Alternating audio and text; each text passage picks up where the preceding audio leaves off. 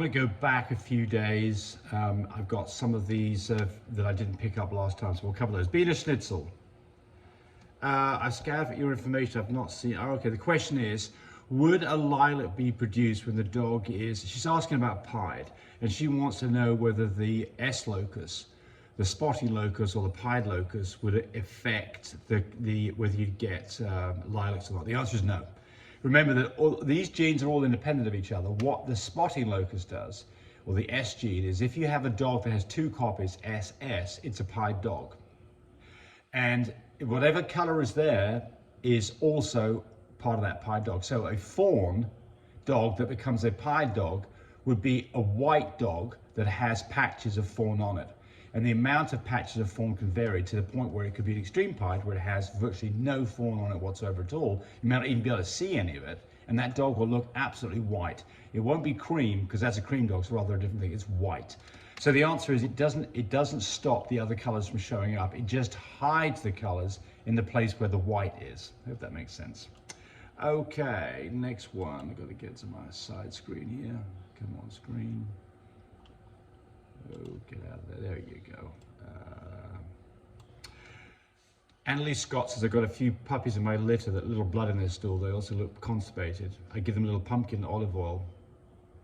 What else can you do? All right, so if you get puppies that are, and somebody else asked this question, so I'm going to cover it now. If you get puppies with a sore bum, put some Neosporin on it. That's one trick for that. If you've got puppies that are having a bit of a runny poo, start with some canned pumpkin, put some on your finger, put it in their mouth. If you've got dogs that are a little bit older, maybe 10 days or more, that have got blood or mucousy kind of stool, that could either be Giardia or Coccidia. You need to have a flotation done for that, or do a snap test for Giardia and treat with the correct medicine. For Coccidia, you treat with Albon, or you could pre-treat with Trotrozil. If they have Giardia, then metronidazole is the antibiotic that you use. Mendo Dallas, I'm desperate, my girl is 60 days, 3 days ago, numbers were 5 point now. So we're talking about doing a C-section. So she's concerned because she's day 60, so she's within a day of potentially having puppies. Yeah, so the problem with the temperature drop is, so you said temperature dropped this morning, now it's back up to 100. You don't tell us what the temperature is. A temperature that's dropped, and it's a reliable temperature you've measured correctly with a thermometer that's gone in properly all the way and is less than 99, is indicative of puppies within 24 hours. Sometimes you won't see it, and sometimes you'll see it and then it'll go back up, but you did see it. So that's an indicator that you're in the right place. However, her progesterone levels are 5.5 now. You're still a little early. So I wouldn't get in a hurry on this. I'd wait till she showed you some signs, panting or nesting, or her progesterone level was damn close to 3 or less. Someone says Tammy is beautiful. Yes, she is, especially for being 65 years old. She's in really great shape. Someone's saying we've got Valiant Canines, says that we're very helpful. Great, that's what we want to be. Laurie Harrison's having the worst time using human nursery bottles. They flow is always too slow. So what you can do is this. So what I do is I get a 0 to 3 month old silicone nipple, buy them at Walmart. We actually have them in our puppy care kits too, and we actually sell a kit for this. But the ones that you get at Walmart, sometimes they flow too much, and sometimes they don't flow enough. So what you can do is this. Go fill them up with some water. If you want to check it out, put up some water. And don't put really hot water in there, because if you put hot water in there, the moment you turn it upside down, the air above the water is heated, expands, and it pushes the fluid out, and it goes at a hell of a rate. So what I like to do is just put room temperature water in there, hold it upside down, and if you're getting a little drop of water forming at the end of it, you're fine, because a puppy will nurse through that without any trouble. But if it's just dripping like crazy, then that one is of no use and just throw it away. If it's just not flowing at all, go get yourself a needle, a small needle, sewing needle. Heat the end of it up with a lighter so it's red hot, and just put it in the hole just a little bit. What it does is it makes a hole, and rather than it being a split that then closes up, it makes a nice hole that basically cauterizes the hole. That works pretty well. The danger is you put the needle in too much. Once you've done that, it just flows like crazy and you flood a puppy. So you have to be a little careful Just start with the very tip of it. You can always go in and make it a little bit bigger. You can't make it smaller. All right, so there's that one. Whoops, I went too far. I may have answered this one. Can a dog with cherry eye yeah, I have answered that one. So now I think we're going to roll up here because I think I just covered the ones I missed. So let's roll up here just a bit. Give me 2 seconds here.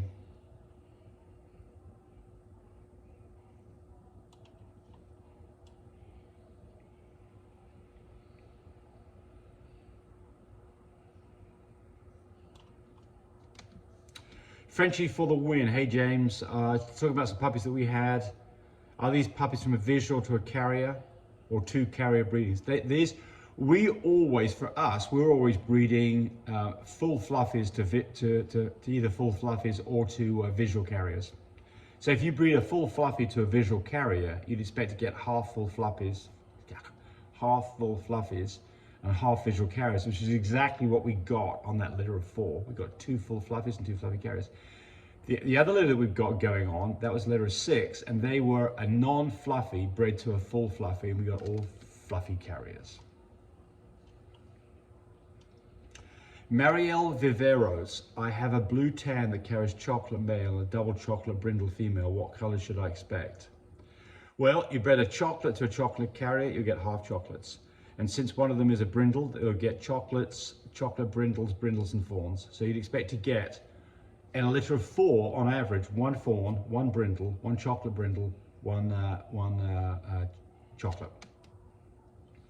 And since you don't say the other dog is a tan-pointed dog and the first one is, then you'd expect them to be tan-pointed carriers.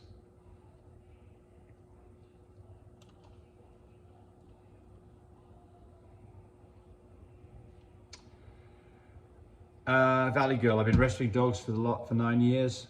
800,000 dogs are euthanized each year because people want arm candy. I've seen a lot of dogs in heat and understand this frustration. That's where spaying and neutering comes in. Yeah, well, absolutely, yeah. So, I mean, I'm not sure exactly what, well, first thing is Valley Girl, thank you for rescuing dogs, you're great. And look, I mean, it's a really sad situation when somebody gets a dog and doesn't want it, you know? And it's a sad situation when somebody has a dog that gets bred that didn't want it to be bred. So the solution to this is to, you know, be responsible, and if you're not gonna breed your dog, then the sensible thing is to spay it.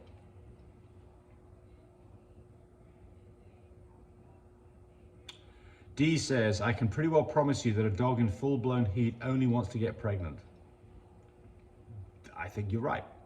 So let's read the rest of it. If you're giving girl a break for any reason, especially if she didn't bounce back, great. Or had other issues with litter, or doing her a favor, she won't think about it. She won't, okay. So I think what D is saying here is that any dog that's in heat wants to get pregnant because it's an animal urge, and I think that is a definite, I 100% agree with that. So you're the one who's in control, and you have to decide whether it makes sense to you to breed that dog based on how was the last litter? How was she with her babies? Did you enjoy this? Did you have time for it? Were you successful in finding new homes for the dogs? Those are the reasons to do another breeding back to back or not. The dog doesn't mind. I think that's right. But obviously you've got to make a decision based on all of the information that is, you know, philosophically correct.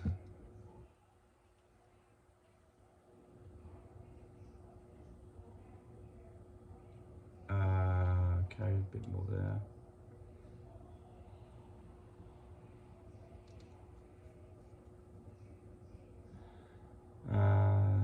Oh, someone's saying thank you about our video, good. Someone's complaining about the volume. Yes, I did have a video where the volume sucked. I'm sorry about that. Lost Fluffy Frenchies.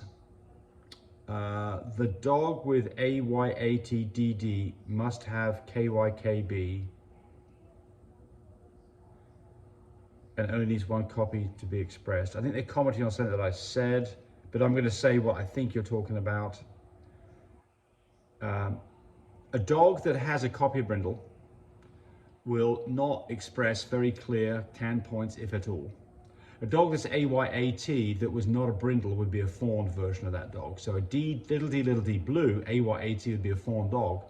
unless it has a copy of Brindle. There goes Tammy. Say hi, Tammy. Unless there she is. Unless it has a copy of Brindle, and then that will wipe out the tan points showing up, so it will look like a Brindle dog. Won't be fallen anymore. Brindle is a dominant gene. A single copy is expressed. There's only 2 genes that are dominant, Merle and Brindle. All the other genes requires 2 copies for it to show up in its phenotype, pheno being physical, as opposed to genotype, meaning its genetic makeup. So what we're talking about here is a dog that is Merle will typically have a single copy of Merle. It should, otherwise it can have problems. A dog that is Brindle, for the most part, will have a single copy of Brindle. Sometimes they have 2, but in either case, a dog with a copy of Brindle and it passes it on will produce Brindle puppies. A dog with a copy of Merle that passes on that single copy will have Merle puppies. There we go. Thanks for watching. Bye, everybody. Hey, thanks for watching the video. I really appreciate people who subscribe to me. It helps me, encourage me to do more of these videos. But do remember, disclaimer here, I am not a vet. I'm not a licensed medical professional. I'm purely a person who's been breeding dogs for the last couple of decades. Any information that you got from this video, use at your own risk. There's nothing implied here, and certainly this should not be used as a substitute for advice from your veterinarian or your medical professional. I hope you enjoyed the video. Come back for more of them. Bye.